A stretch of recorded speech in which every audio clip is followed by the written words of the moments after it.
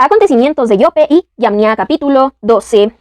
Una vez terminados estos tratados, Lisias se volvió junto al rey mientras los judíos se entregaban a las labores del campo, pero algunos de los estrategas en plaza, Timoteo y Apolonio, hijo de Geneo, y también Jerónimo y Demofón, además de Nicanor, el jefe de los chipriotas, no los dejaban vivir en paz ni disfrutar de sosiego.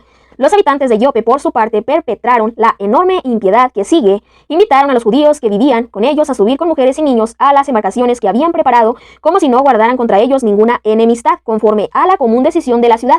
Aceptaron los judíos por mostrar sus deseos de vivir en paz y que no tenían el menor recelo, pero cuando se hallaban en alta mar, los echaron al fondo en número inferior a 200. Cuando Judas se enteró de la crueldad cometida con sus compatriotas, se lo anunció a sus hombres y después de invocar a Dios, el justo juez se puso en camino contra los asesinos de sus hermanos, incendió por la noche el puerto, quemó las embarcaciones y pasó a cuchillo a los que se habían refugiado allí. Al encontrar cerrada la plaza, se retiró con la intención de volver de nuevo y exterminar por completo a la población de Jope. Enterado de que también los de Yamnia querían actuar de la misma forma con los judíos que allí habitaban, atacó también de noche a los yamnitas e incendió el puerto y la flota, de modo que el resplandor de las llamas se veía hasta en Jerusalén, y esto que había 240 estadios de distancia. Expedición a la región de Galaad. Marchando contra Timoteo, se alejaron de allí 9 estadios. Cuando lo atacaron no menos de 5.000 árabes y 500 jinetes en la recia batalla trabada, las tropas de Judas lograron la victoria gracias al auxilio recibido de Dios. Los nómadas vecinos pidieron a Judas que les diera la mano, prometiendo entregarle ganado y serle útiles en adelante. Judas, dándose cuenta de que verdaderamente en muchos casos podían ser de utilidad, consistió en hacer las paces con ellos. Estrechada la mano, se retiraron a las tiendas. Judas atacó también a cierta ciudad fortificada con terraplenes, rodeada de murallas y habitada por una población mixta de varias naciones, por nombre Caspín. Los sitiados, confiados en la solidez de las murallas y en la provisión de víveres, trataban groseramente con insultos a los hombres de Judas, profiriendo además blasfemias y palabras sacrílegas. Los hombres de Judas, después de invocar al gran Señor del mundo, que sin arietes ni máquinas de guerra habían derruido a Jericó en tiempo de Josué, atacaron ferozmente la muralla. Una vez dueños de la ciudad por la voluntad de Dios, hicieron una indescriptible carnicería hasta el punto de que el lago vecino, con su anchura de 2 estadios, parecía lleno con la sangre que le había llegado. Batalla del Carnión. Se alejaron de allí 750 estadios y llegaron a Jaraca, donde los judíos llamados Tubios, pero no encontraron en aquellos lugares a Timoteo, que al no lograr nada se había ido de allí, dejando con todo en determinado lugar una fortísima guarnición. Dositeo y Sosipatro, capitanes de Macabeo, mataron en una incursión a los hombres que Timoteo había dejado en la fortaleza, más de 10.000.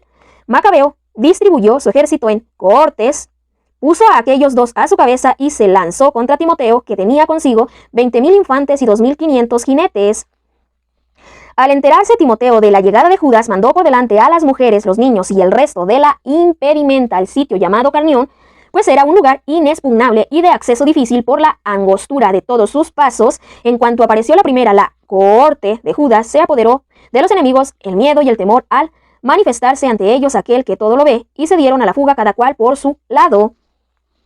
De modo que muchas veces eran heridos por sus propios compañeros y atravesados por las puntas de sus espadas. Judas seguía tenazmente en su persecución, acuchillando a aquellos criminales. Llegó a matar hasta 30.000 hombres. El mismo Timoteo cayó en manos de los hombres de Dositeo y Sosipatro.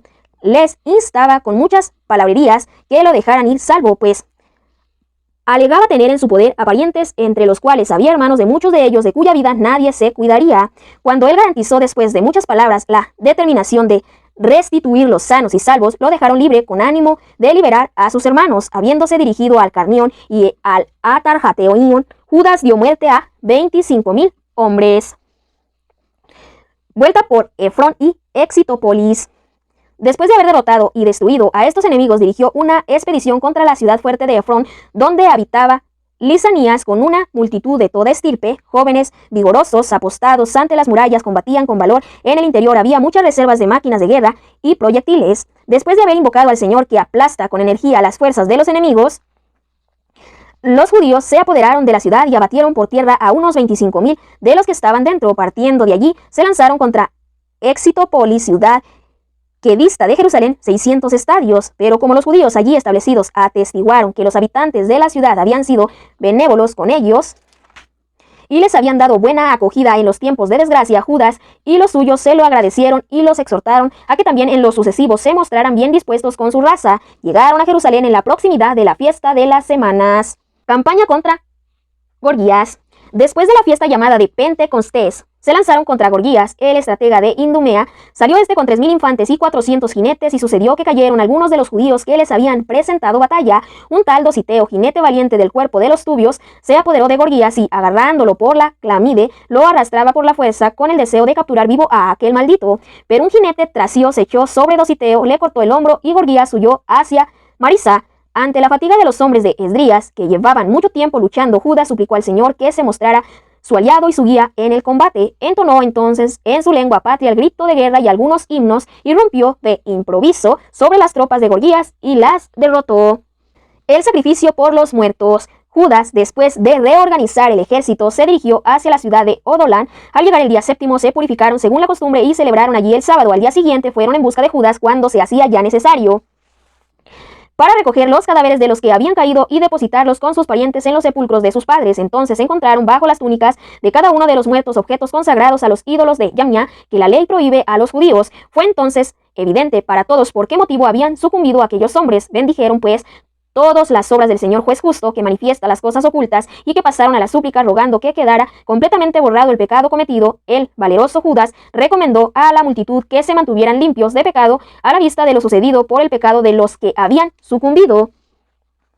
Después de haber reunido entre sus hombres cerca de 2000 dracmas, las mandó a Jerusalén para ofrecer un sacrificio por el pecado, obrando muy hermosa y noblemente, pensando en la resurrección, pues de no esperar que los soldados caídos resucitarían, habría sido superfluo y necio rogar por los muertos. Mas si consideraba que una magnífica recompensa está reservada a los que duermen piadosamente, era un pensamiento santo y piadoso. Por eso mandó hacer este sacrificio expiatorio en favor de los muertos, para que quedaran liberados del pecado.